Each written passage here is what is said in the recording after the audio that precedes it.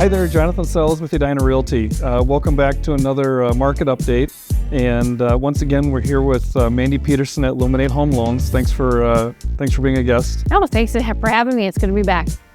So I guess we'll start with a few questions. One of the first ones I get asked, or I've been getting asked a lot, is do I really need 20% down?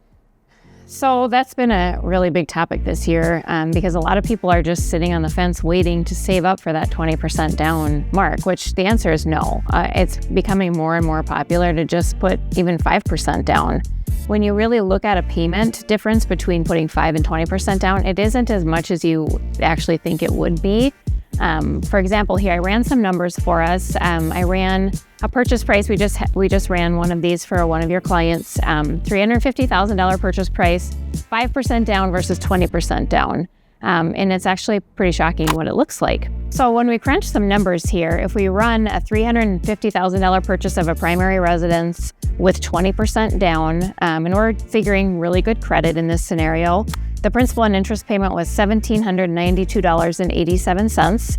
Property taxes, we used $350 per month, and we used homeowners insurance of $160 a month, which put us at a total payment of $2,302.87.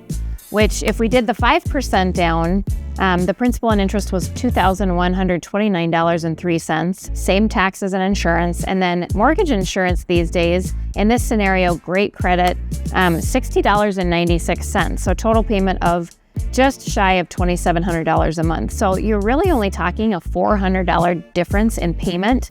And what that is $17,500 down at 5% down versus $70,000 down with 20% down, which you're talking a couple $1,000s a year in interest that you could gain if you put that in a high yield savings or even just kept it in an investment. Talk to your financial advisor about that. More people are doing that just to keep assets intact because the market's coming back. And it's hard to get money out of your house once you put it in. Yes, too, by putting less down, you'll also have some of that set aside for a rainy day fund just for other projects and emergencies and things like that. Yep, if a house isn't exactly what you want it to be and you want to put some money into it, it's a great way to hold some money back for that. Or like you say, a rainy day, you need a new furnace, you need some kind of landscaping, something for the house.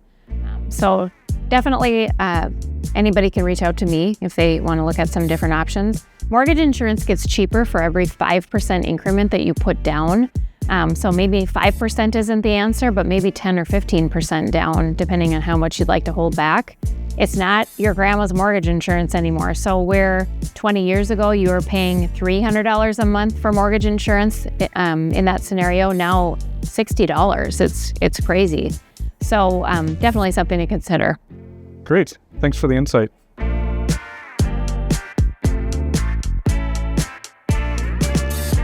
And are there any other trends or behaviors that you're seeing in the market? You know, over the last 30 days, I've had 2 people call me that are first-time buyers that are really looking into buying their first home, but to get rid of the terrible rent prices that they're paying. But they don't quite have the income to qualify. They're either students or they're starting their first job. And what they're doing is they're having their parent be a non-occupant co-signer for them. They can get as little as 5% down, get owner-occupied rates, so the rates are amazing, and they're cutting their monthly output for housing down by sometimes $1,000 a month. So that's been looking really, really favorable. What kind of things are you seeing, Jonathan? We're seeing a little longer days on market. We're seeing about 35% of the inventory making price adjustments. And just basically, I think we're getting back to a pattern where buyers actually have some time to think about their decisions, not feel rushed, and really just focus on, making sure they're making the right purchase.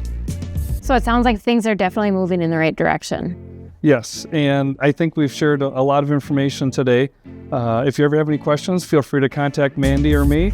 Thanks again also for being a guest. Thanks for having me, and thanks everybody for watching.